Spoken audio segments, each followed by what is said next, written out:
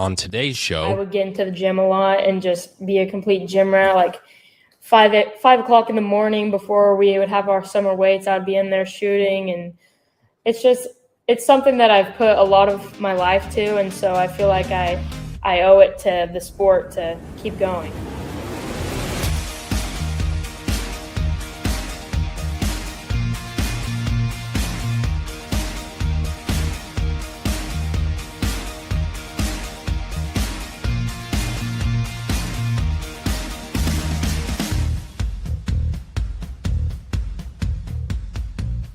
The summer vibes continue here on Kansas Sports Chatter. Welcome into another episode. It is our statewide high school sports entertainment show streaming on YouTube and wherever you get your podcasts. My name's Cole Rife.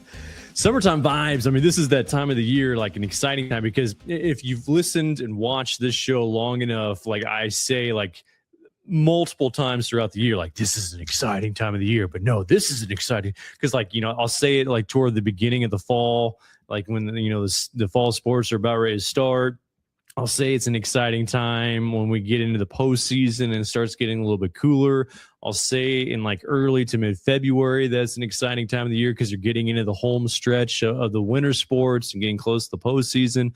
I'll say it at toward the end of May when we're wrapping up the spring sports and it's just like hectic. You got like state softball and baseball and track and field. So I say it a lot. So maybe it loses some of its value, but this is also one of those exciting times of the year because we're almost to that point. At least coaches probably have a different perspective and players have a different perspective, but as just an outsider fan looking in, you're ready to put the past season to bed, maybe even completely, and looking forward to the upcoming season and what could be for this upcoming fall season for high school sports. But we're not quite ready to put the 2025 and 26 season to bed because if you look at our guest today, oh man, we start out with an all-star lineup. Kailyn Hanni from Silver Lake, recent graduate of the Eagles, just phenomenal athletes. I mean, you talk about she was truly Miss America in basketball, Miss Basketball in the state of Kansas. So Kailyn Hanni, outstanding athlete out of Silver Lake, going to Fort Hays State University, continuing her basketball career. Talk with her about her Silver Lake career and also FHSU. Micaela Day, outstanding KAKE TV sports director, amazing work out of Wichita. We'll talk about her career, how a California girl, now in Wichita for a number of years now. Maddox McGinnis, Wichita Northwest, going into his senior season. We'll talk about what it looks like for Wichita Northwest, and Maddox going into his senior year. And then Jeff Bollig with the Kansas Sports Hall of Fame, the chairman.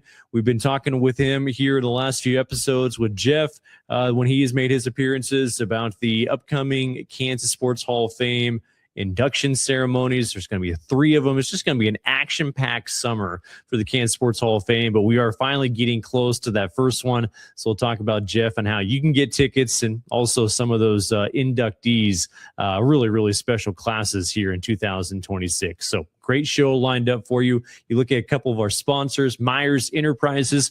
You need to stand out from the noise in your advertising. Man, got to contact Meyers Enterprises. And Eastis Media, play-by-play broadcasts, multicam live streams, local podcasts, and more with Cody Eastis and Eastis Media. We'll take a break. When we come back, we'll talk with the recent graduate of Silver Lake High School, Kailyn Hanni, off to Fort Hays State University to continue her basketball career. Miss Hanni is next. Here's a hard truth. If your business isn't using AI in its marketing, you've already fallen behind. But there's an advertising agency in Kansas that can get you back up to speed. That agency's name is Meyers Enterprises Media Research. The name sounds dry because the company's run by engineers, not salespeople. They use superior research and analytics that drive results with surgical precision. Marketing doesn't have to be a gritty battle in the trenches. Your business can win from the box. Visit their website, mediaresearch.agency, to learn more. Welcome back on the show as we bring in our next guest, and that's going to be Kailyn Hanni, a recent graduate of Silver Lake and high school, and also just a member of multiple sports as a multiple sport athlete, and off to Fort Hays State University to continue her education and also her basketball career. Hey, Kailyn, appreciate your time. What's the summer been like as a high school graduate? I mean, pretty busy. I have a full-time job, so going 7:30 to 4 p.m. every day, trying to get in some lifting and basketball workouts, but it's been pretty busy so far. As you make that transition, anything different as far as your preparation now? I guess maybe more so the focus on basketball just as a sole sport, but anything different as far as your summer training? I mean, just trying to get up like as many shots as possible every single week, and obviously moving back to the college 3-point line is kind of a difficult little step, but it's been good so far. You talk about that, that the transition from the 3-point line, like how much of a difference, because I've heard different coaches, especially college coaches, saying that, that can be a challenge. Like, have you noticed that? Like, did you usually, like in high school, spot up close to the line, or were you further back? I mean, I never really shot threes that much in high school, but the distance hasn't been like too difficult for me. It just takes a little more practice and getting used to it. How much fun was your senior season? I mean, it just seemed like a lot of fun. Obviously, the state titles in softball and basketball, but then competing in golf and track as well for Silver Lake. How much fun was your senior season? It was the best. I couldn't have asked for anything like better. It was so good. Like for you going back in the fall, like golf, like when did you start golf? Like, was that always something you had as a youth? No, I started my sophomore year, actually. What interested you in golf? Well, I wasn't very good at volleyball, and I mean, my friends did golf, and so I wanted to like join with them. And the golf coach was like my favorite teacher and my favorite coach, and he's the best. Well, how did you progress? Obviously, you had some nice finishes there, but like that must have been a pretty quick learning curve, though. Yeah, it definitely was, but I love golfing so much. It's so fun to just go out and hit balls and just everything. But the tournaments are kind of different than just your regular going out and playing. You have to walk with your car and be by yourself, which is it can be bad sometimes, but it was really fun. Yeah, especially coming from, like softball and basketball being those team sports, like is there an extra challenge, I guess, is more of an individual sport like golf? Mm-hmm. It's a real mental challenge. Like you have to stay composed within yourself. Anytime you hit a bad shot, like you're kind of by yourself, so you have to deal with that. And when you're doing good, then you have to bring yourself up and keep going on that. Moving on to your basketball season, like what was the mindset for you, just knowing that the talent you guys had back coming this year? Like what was even the early onset like for you guys? I mean, coming off a tough loss to Halstead my junior year, we kind of set a goal like from the summer to get back to that top spot. And we had a Pitt State team camp where we went to, and we played a bunch of like the top teams in that area, like from Kansas, Missouri, Arkansas, Oklahoma, and we played a lot of really good competition. And we ended up only losing one game, which was crazy. But we fought really hard, in every single day, competing against each other and also growing with each other. Like, it seemed cool. I mean, you look at the schedule for Silver Lake, and you guys took on some 5A and 6A schools, throughout your career. Like, how much fun was that? And just kind of more, like, did you get more up for some of those games, especially against the 5A or 6A schools? Mm-hmm. I mean, I think we kind of shocked a lot of people, like, when we would play those bigger schools, because, I mean, no one knows about, like, 3A basketball, really, especially in the bigger classes. But I think we shocked a lot of people because a lot of us are multi-sport athletes, and I think that helps a lot when being like competitive and athletic. What's that system like at Silver Lake with Coach Porter and just what you guys run? How effective is that? It's really effective. He usually every single year, like he'll kind of base it off of like their player skills and things like that. So last year we ran a lot of like screening for me, and when I would drive, I could find someone who's open or try and make a basket, something like that. But in years past, like with Mackenzie McDaniel, we would run an offense where she would be in the post and we would find her whenever she was open. A 39-point game against Royal Valley. Take me back to that game. Like, what was working so well in that ball game? Well, I think our team hit like 1-3 that entire game. So it was kind of like not our best game as a team, but luckily for me, I was making my layups and my free throws. I'm pretty sure those are all the points that I got. But, I mean, it was kind of just a whirl. Like, I was just playing and people were getting, like, talking on the bench. I'm like, I don't really care that much. I kind of just want to win. But did you have any idea like where that point total was at? Like, like especially like in the second half? I think my coach, Mark Johnson, he was like talking with our other coach, Johnny Roberts, and was like saying like, dude, she could have like 40 points. And I was just like at the free throw line. And I'm pretty sure I missed the free throw. And they were like, dang it, because then I got subbed out. And so I ended with 39. Like, did you give him a look, though, after he said that and you missed the free throw? Yeah, I was like, dang, I'm disappointed now. For you, like I've read multiple stories, like your ability to pass, and obviously the assist record there at Silver Lake. How much pride did you just kind of take in some of those assist records as well? Passing is my favorite part about basketball. I like passing to my teammates and then seeing them succeed. I think that's the best part of basketball, seeing others succeed. But like my favorite part is driving to the basket, like drawing 3 people and then finding the open person for an easier basket. And it's just like the people that I've passed to in the last 4 years, like they're incredible players and they've grown up to be incredible players in college. And then the people who are below me, they're going to be incredible players too. Talking with Kailyn, Hanni, just recent graduate of Silver Lake High School, off to Fort Hays State University. For you, like just basketball in general, like how much work did you put into it, even as a young kid? Mm-hmm. I started playing AAU basketball, I think my 7th grade year, and I played on like a travel team where we traveled like Texas, Oklahoma, Wichita area. Not anything very big, but then my sophomore year, I played for Missouri Phenom EYBL team, which was a big step up because we would travel to these big places like Phoenix, Las Vegas, West Virginia, Alabama, Chicago, and it was like an extreme change and like big names you'd see like Don Staley and Gino sitting beside your game watching. But it was a really cool experience playing in the EYBL. I didn't really do much. I didn't play a whole lot, but it was a really cool experience. And I think that it helps my game getting to play against some of those top elite players.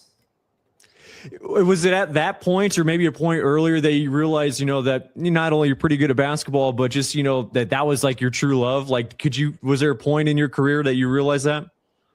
I would say probably my freshman or sophomore year.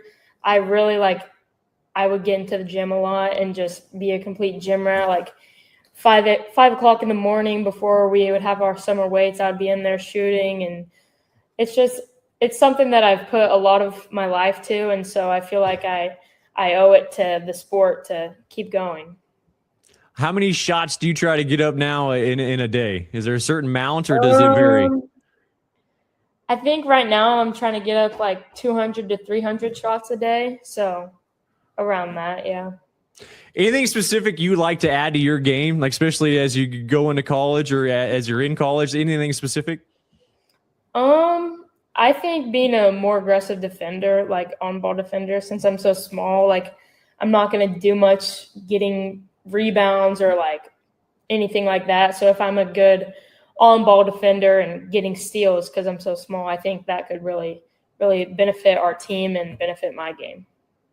Fort Hays State University, what went into your decision process in choosing the Tigers? Well, there was a little bit of a tie because Coach Porter's wife played with Coach Talia at Hays, and so that's how Fort Hays got to like know me a little bit. And so they're far away, but I also wanted to go kind of far away. And obviously they've had a ton of success for the last like 15 years with a lot of winning seasons. And I wanted to go to a program that wins because that's what Silver Lake does. Like, was there like a deep dive into that as far as like you mentioned the connection and like what stood out to you, but like, was there a deep dive as far as, deciding, okay, yep, this is for sure where I wanted to go? Cause I feel like, as a recent high school grad, like that's a big decision. Yeah. There was I think we made like a list of like, not requirements, but like things that we wanted. And one of them was like distance. I think like how good their basketball team is. And then like what I wanted to do for school. Something like that. Any thought? I mean, you talk about the other sports you played, softball, anything like that. Was it always going to be basketball at the next level? Was there any thought of it a different sport? I mean, growing up, I played softball a lot. That was like the first sport that I actually traveled for. But I mean, I would have wanted to do any sport, honestly. Like I love playing all the sports. It's going to be a big change going to just one. So. Yeah, okay. I mean, so like looking back on your career, Kailyn, like you're able to kind of reflect, I guess, in these last few weeks, like on just what you're able to accomplish.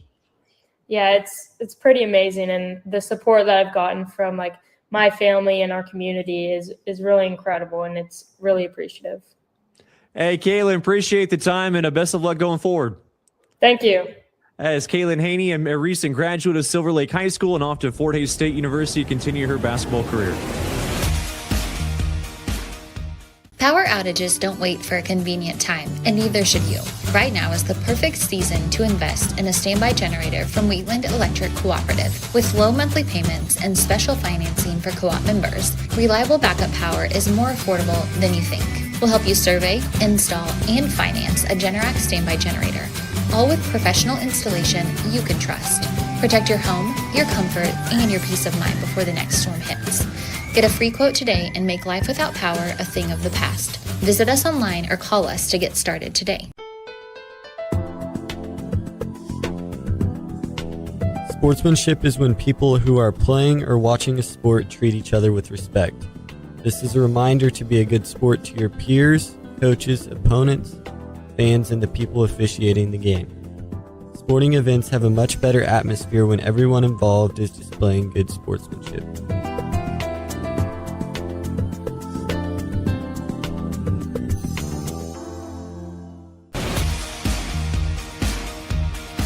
Welcome back on Kansas Sports Chatter as we bring in our next guest, and that's going to be Micaela Day. She is the sports director for KAKE TV out of Wichita. Hey, Micaela, appreciate you coming on the show. Summertime, what's that like as a sports TV anchor? Is it a little bit more chill or is it even more hectic? First off, glad to be here. Thanks, Cole. Super excited to have the opportunity to join you. So normally summertime is very slow for us, but I'd be remiss to say that this month has actually been busy. You know, we always get the Wichita Open each year. And I just feel like every day there's been something new. Yesterday with all the NBA news, you know, of course, with high school being done, that last day of state track, state softball, state baseball. We love covering our high school sports, but it is pretty nice for a local TV sports anchor because we're like, okay, let's take a deep breath up until August where we start our football previews and everything else. But yeah, no, it's been a rather busy month. I'm kind of surprised for the month of June. Do you ever go into like when you walk into work, like, just wondering what is going to go on that sportscast during the summer? Because I feel like sometimes during the fall and the winter, like it's pretty easy, right? Like you're in the thick of things, but like during the summer, like, are you like, okay, how am I going to fill my time slot? Yes. So actually we have a 2 p.m. meeting, which I'm missing right now for this interview, which again, it's a good reason to.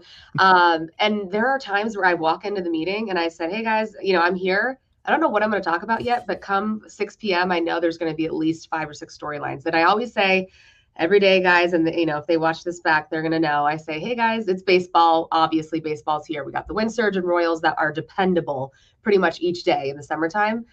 But there have been storylines that always pop off that come up. So I'm very thankful for the storylines that do come up for us. But yeah, no, I definitely, like I said, I've had my hands full, and especially with our team here. Hannah Whetstone, and she's our new weekend sports anchor. She just started 2 weeks ago. She's a K-State alum. She just graduated in May. For 3 years there, she was a sideline reporter as well for the football team, for basketball teams, and stuff like that. So, yeah, we're just very blessed here to do what we do. Been at KAKE now for about roughly 4 years. Like, what first kind of excited you about the job in Wichita? So to answer that, I have to dive back into my history a little bit. I'm a Mizzou alum. My first job out of college was in St. Joe, Missouri for 3 years. That was my first market. So initially it was kind of hard to make the move to Kansas because you're taught, on the Missouri side, you don't like Kansas. But no, I'll never forget back in 2022, I was searching for a new job, my next contract. And of course, in TV, you're looking to level up in markets. And I didn't have a job for 3 months. So I went back home to San Diego where my family still resides. And Wichita came calling. I was really blessed that Sully Engels, my former sports director, he was here before me, and he said, hey, we think you'd be a perfect fit. I had covered the Chiefs out of college as well because St. Joe was the home of the training camp, and we go to home games there, being in St. Joe. And so I've been lucky enough to cover the Chiefs for so long. But not only that, I have been surprised at just the sports community in Kansas. And I do think our market is very special because not only do we have an incredible high school community just from across all the classes, but I love how the state of Kansas pours into Wichita State. And not only that, KU, K-State, there's so many top Division I colleges. And then, of course, we go to JUCO, Division II. There's just so many colleges and universities here that I've gotten to know and follow.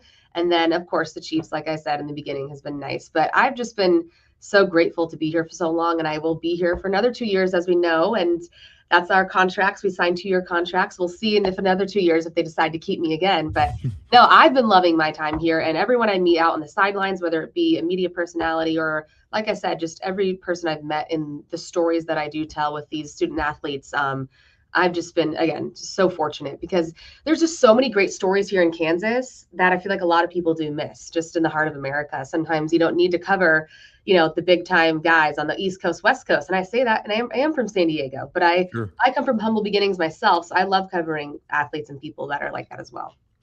You mentioned going to the University of Missouri and that school of journalism. And I think, across the country, there's a number of them that stand out for those familiar with journalism, like, Syracuse stands out, KU, K-State are up there too. But Missouri is right up there as one of those top journalism schools. Like, what was that experience like at Mizzou and just even the competition with, other students there?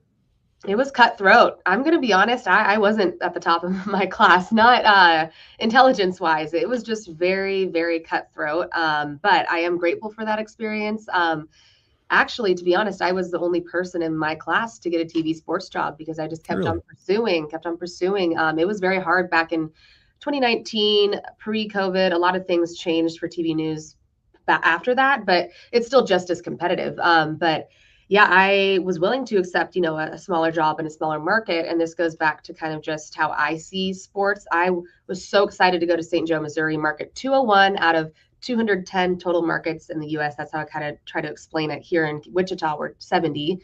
New York is number 1 for people that aren't aware of TV markets. But I was so excited because I got to cover Northwest Missouri State and just see the whole Division II world and just see how those guys and girls just, oh my gosh, their work ethic was like none other, the people that I covered. And if you know Northwest Missouri State, I got to cover some national titles there with the basketball team. But yeah, no, being at Mizzou, it definitely taught me to, not have that imposter syndrome always because people are really talented. But then with TV and with media, as we know, sometimes people drop out after a couple of years, after a decade. And, you just never know when this gig is up for you. And I am grateful, though. I am, 8 years in and still doing it.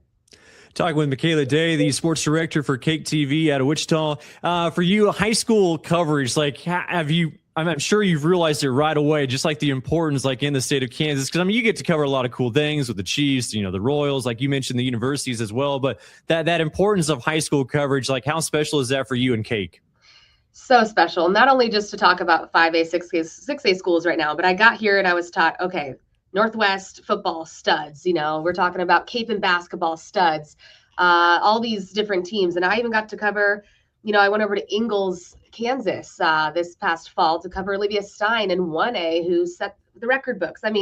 Across all classes, I keep on saying fortunate, blessed, grateful, but it's true. There's just so many talented athletes here. And I love when those athletes get a chance to at the next level, and especially Division I, like we're talking about, obviously Division II and JUCO have their, of course, positive things. But when these guys and gals get their chances at the next level and they keep on moving on, we still follow all the people too in the pros. It's just awesome to see. And yeah, we cover extensively Friday Night Lights on the Friday Football Blitz. We were blessed enough to finally get a first place award in the KAB last year. Gunning for back-to-back. We'll see. There you go. It had been a while since KAKE TV had gotten a first place award. And the awards don't mean anything. And I feel like I'm cliche here, but as a journalist, we always ask the athletes, oh, what's this award mean to you? And you never know what to say until you kind of reflect on it later. You're like, oh, I put a lot of hard work into this. Right. Every time I go out for Friday Night Lights or just, again, any other feature story that we cover, these awesome athletes. It's so nice to see because the work ethic is there. And if anything you take away from this interview, the work ethic that I've seen just from all these athletes, and again, especially in high school, it's so much fun to see. This might be a tough question and put you on the spot, but is there a favorite story that you've been able to unfold like at the high school level? And if it doesn't have to be a high school one, but like, is there one that stands out to you? Like, man, that was an impactful story for me. Gosh, that is really hard to answer because there are just so many. There are a few that come to mind. Like I could even go back to my beginning days back in 2022 or more recently. Yeah. I just mentioned Olivia Stein. I think that was important to cover.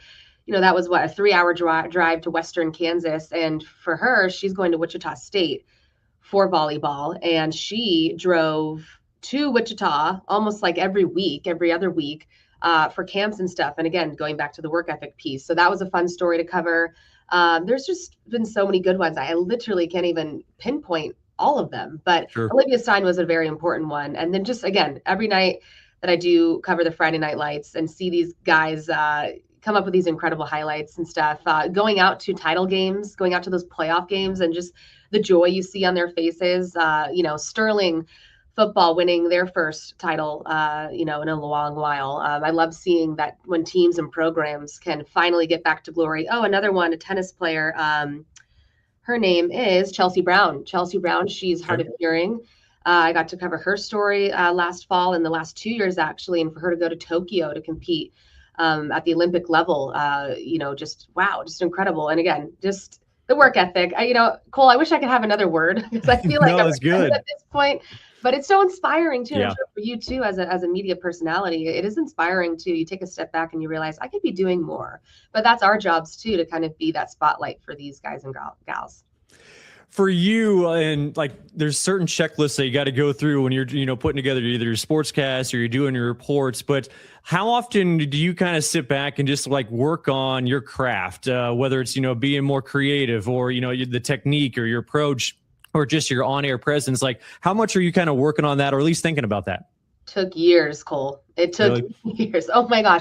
I go back and watch my beginning stuff, and everyone says, give yourself grace. Right. Got out of college. I mean, there was a reason I started in the lower market. I wasn't the best, but I think for me, everyone's story is different. And if I look back on it at that, 22-year-old coming out of college, for me, I think my character showed first, if that makes sense. Then my craft came later. So people kind of understood, okay, she's really in this for the right reasons. And maybe, she cares about us as humans first. And, finding my strength at first was building sources. And then my strength of on air came. I have to admit, because I just wasn't that great, I'd say, on air early on. But now I actually watch back every night. All of my sportscasts. I watch back, I pick little things, because if you aren't your worst critic, then who will be? But again, I like to sometimes take a step back and realize it's a more worldly perspective that, again, each and every day that I show up here, I'm just so blessed to be here. And you never know when the rug can get pulled out from under you. And here I am, a California girl in Kansas. There's a little story to that though, too, just to give you a little inside information. I actually have family. My grandpa's from here in Kansas, from a small farm town in Fowler. In Western Kansas. So I have roots here. I'm not just a California girl, a rando here for the last 4 years, but no, it's a nightly, daily thing, but sometimes I try not to be too much in the weeds. And again, you can't compare yourself to others, but everyone does it. But finally, I think almost as I'm approaching 30, I think I'm finally there. I'm like, okay, I'm not comparing myself to people. I've realized what makes me special. And it's just those little things for me, again, building sources, relationships, my character, and again, the love for it. I just love telling stories. I love the world of sports. I have since I was a little kid. I mean, you do a phenomenal job. So like part of that, I feel like, especially in sports, allows you to be a little bit more creative and, I don't know, maybe a little bit more at ease. Like, do you notice like how important that is? Like just being relatable to your audience and just, kind of having fun with it as well. Just kind of showing your personality a little bit. Yes, that actually, I'm glad you mentioned that. 2024, I remember I had this aha moment when I finally got this promotion. I said to myself, okay, I got to step it up. I have to finally just show my personality. And even though it's scary to be vulnerable, sure, I started doing it because I was so thick in the weeds of I have to have everything perfect. I have to prove myself. And that sometimes ties along to being a woman in sports. You know, you do have to prove yourself a little bit more, which is okay. That's just the nature of society. But 2 years ago, I just remember feeling like, okay, just start doing it. And I created a new show, a new segment in our 4 p.m. with Chris Earl. He's our main evening anchor. He used to be a sports reporter for 10 years in other markets. And it's called the Highlight Reel. And it's just basically this 3-minute, 4-minute ad lib sort of talking segment in our 4 p.m. show here, where we just talk about whatever. And that kind of gave me a chance to show my personality. Also, I do weekly segments with KGSO on Tuesdays at 4:30, where I get to show my opinions and stuff. And so it took me, I'm more of a slow burn, obviously. It took me a while. So I appreciate the compliments. But yeah, you know, it can be hard to show your personality and you don't want to get roasted. But at this point, right. I grew up with 3 brothers, a lot of guys in my family. I'm kind of used to getting roasted. And I think that there's a respectful roast that you can do. And it's okay. You got to stand 10 toes down on your opinion sometimes. Hey, Micaela, appreciate your time and keep up the good work. I appreciate it. Back at you, Chris. Excuse me, Cole. You're doing a great job. Sorry, I just said Chris Earl, and he's now on my mind. But no, you're good. This connection, Cole, and awesome. This is just an awesome opportunity for us as media personalities to kind of give people a little bit more insight of what we do on a daily basis. So I appreciate you. Really good stuff out of Wichita. That is Micaela Day with KAKE TV, the sports director. We'll have more of the show right after this.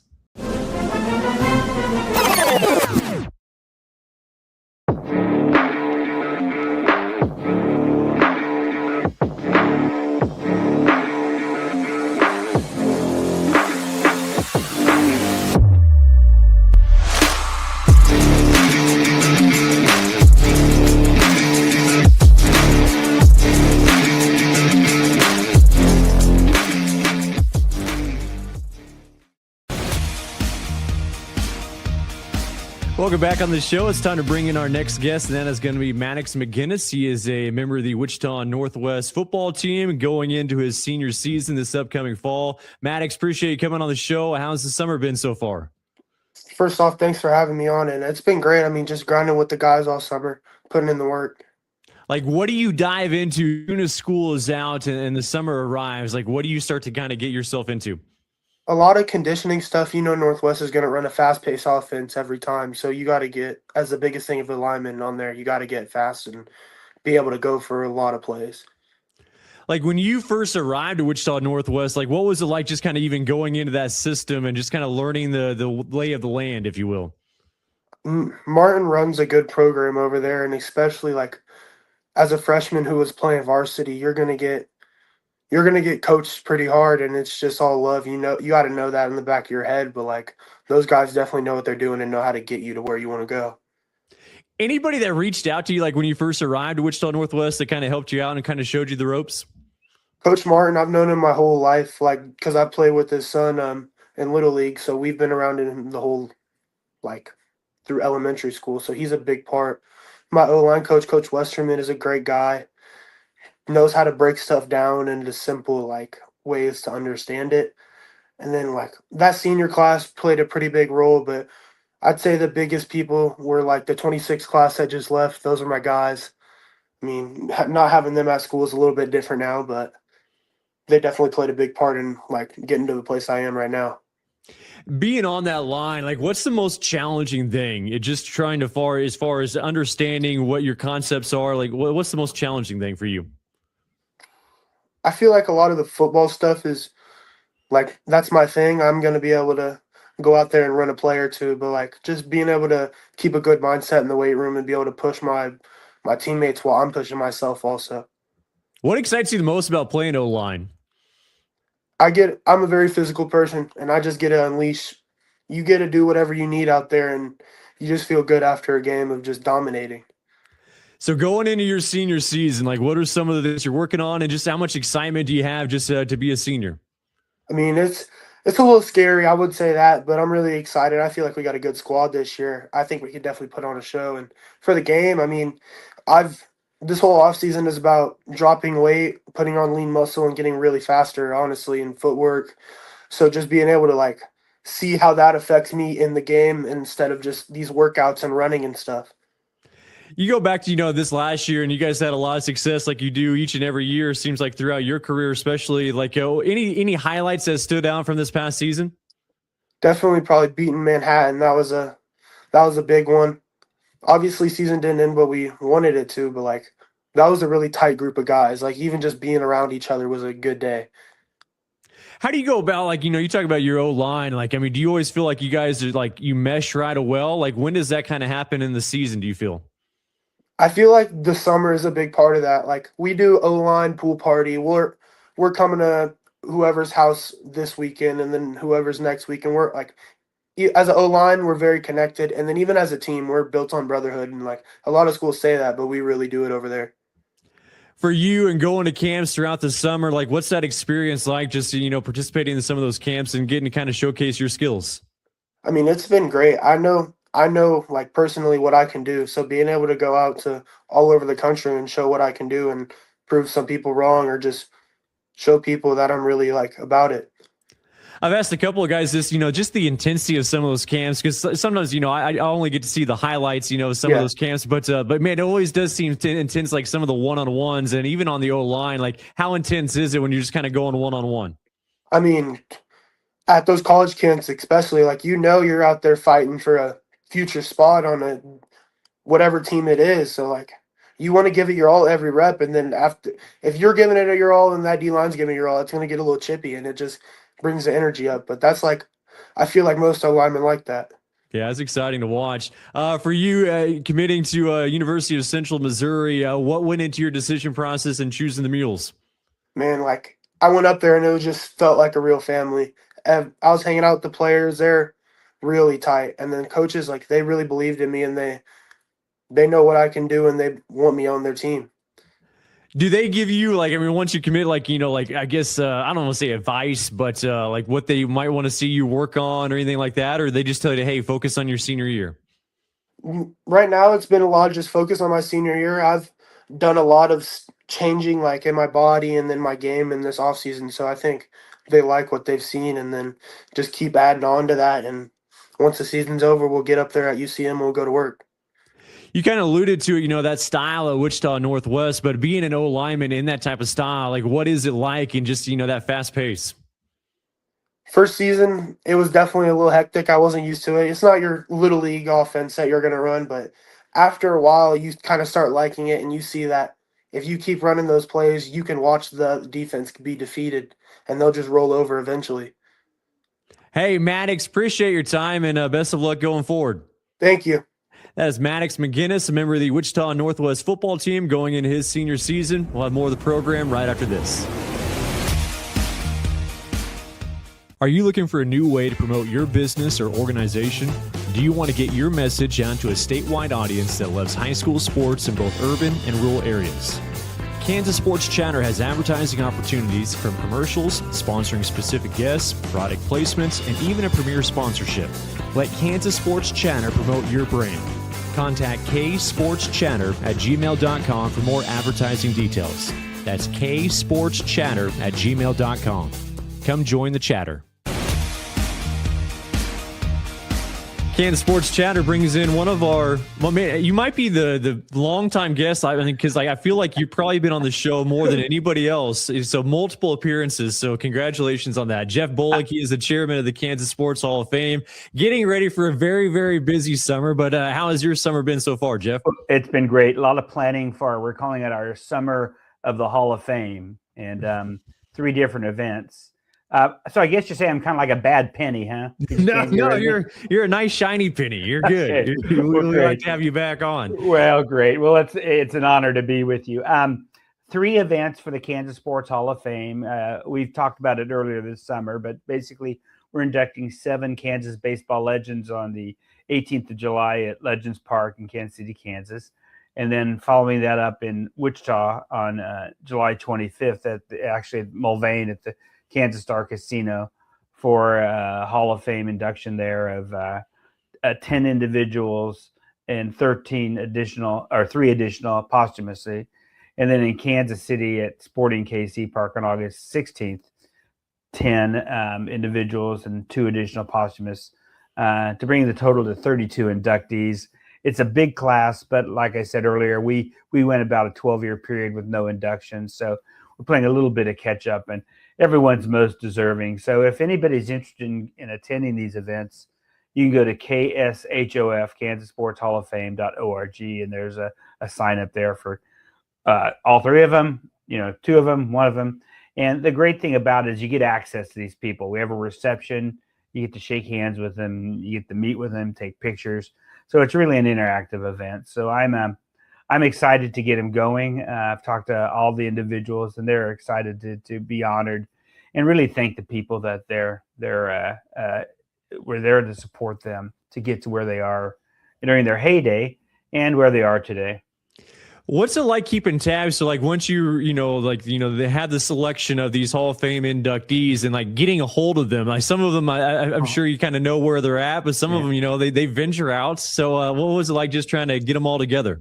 Wow. I almost feel like a private detective, Google is your friend. Yeah. Google is your friend. I tell you what though, the great thing is when they're nominated, in the form, there's a place for them to put their contact information, but some have been nominated so long back, that information has changed. But it's interesting, once the word gets out that they are in the Hall of Fame, it kind of filters and they find out. So it's great to call and let them know. They're very honored, very appreciative. And of course, a lot of them feel they're not worthy, but great classes. They're all worthy. Each one is their own individual story. I always feel it's hard to compare because of different eras and different sports. And there are just some that you think, wow, why weren't they in before? And through a lot of reasons, they just didn't get selected or voted in. But hopefully we're rectifying some of those misses from the past this year. So again, you mentioned those three events: July 18th at Legends Field in Kansas City with the baseball flavor, then July 25th at the Kansas Star Casino near Wichita, then August 16th, another one at the Sporting Park in KC. A couple that I wanted to highlight, a couple tracksters that are going to be going in this year. Judy Dyer. I mean, you talk about successful at Topeka High and just a lot of success, and good to see her go in the Hall of Fame. Well, it is, and you got to go back to, and some of your people are not old enough to remember or were even around, but this is 1966 in Topeka. Topeka High does not have girls sports, so there is a optometrist in town by the name of Dr. John Davis who developed the Topeka Cosmopolitans. It was a track club, AAU club, and she would practice running the halls of Topeka High. Maybe that's why she's so good in the short sprints. Yeah. But they went to some AAU competitions, and Texas Southern, an NAIA school at the time, saw her and had decided that they were going to create a women's track program. So they gave 6 scholarships out across the nation, and Judy is one of them. And she ended up being an NAIA champion at Texas Southern.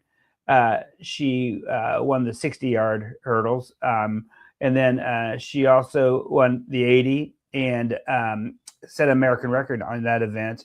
And then then went to the Olympics in 1968. In Mexico City, and we all remember that was Jim Ryan was there as well. Yeah. And so, when I called Judy to let her know, it took about 6 rings. I thought, oh my goodness, I'm bothering her. And she was short of breath when she answered. And she says, I'm sorry, I was in the middle of my workout. And I thought, wow, I think she's 79 or 80. I said, you go, girl. I mean, you're working out at 80. I hope I'm vertical at 80, but she is in 6 halls of fame.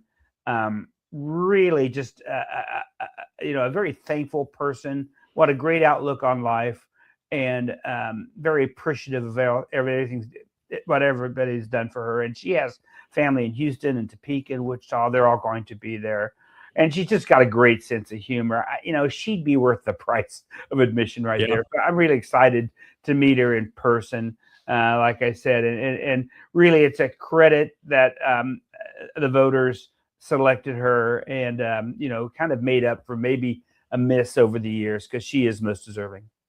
Another one inducted out of the old Protection High School, Nathan Leeper. Talk about him. Wow. How about that? That is the one thing too, being a Western Kansan myself and you as well.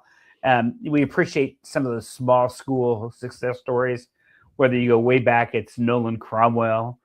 We have one in Wichita coming up. Well, Steve Crosby from Pawnee Rock, but Jackie Stiles, you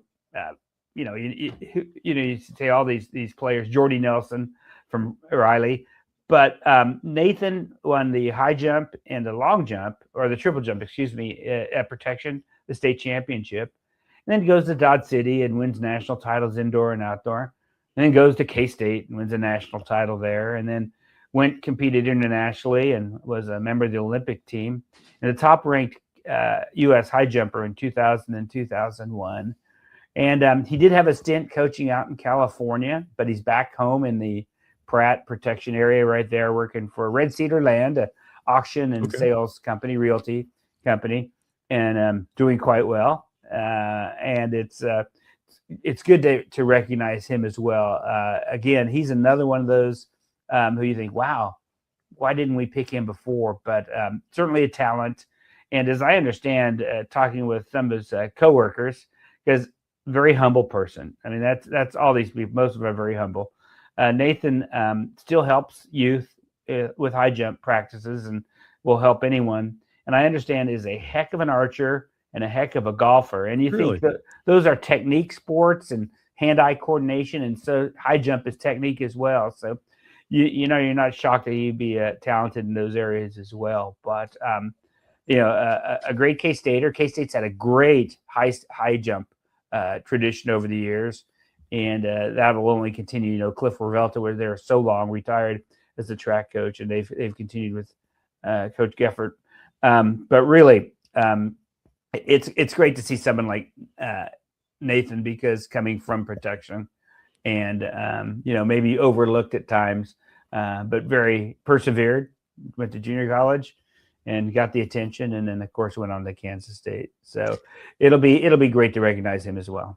I got to imagine, Jeff, like these events, like, I mean, if you're a fan of like high school sports and if you're just a fan of sports here within the States, like, I mean, just the amount of talent and the amount of like just knowledge of their individual sport, like in one room with so many of them in there, that's gotta be a cool feeling. Well, I think the coolest feeling, it was 2 years ago, we were in Topeka and Billy Mills was there. Of course, Billy Mills, the only American to win the 10,000 meters and the movie Running Brave. And he's 86 and he's just as spry as ever and speaks all over the nation. Just really impressive.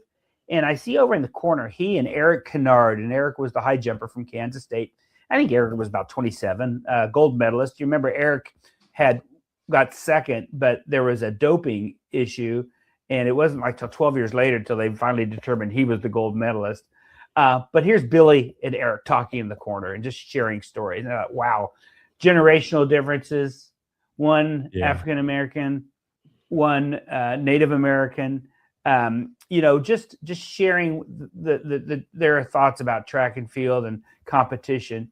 And I think that's the great thing about this is the stories after the stories. I think when we're going to games or broadcasts, you kind of document the here and now. But what happened behind the scenes? What do you know? And I'm really interested to hear, for example, Ricky Ross, who scored 41 points in the Kansas-Illinois All-Star game at Levitt Arena. Well, that's Isaiah Thomas he's going against, and Mark Aguirre in that group. I mean, A, there had to be some trash talking going on.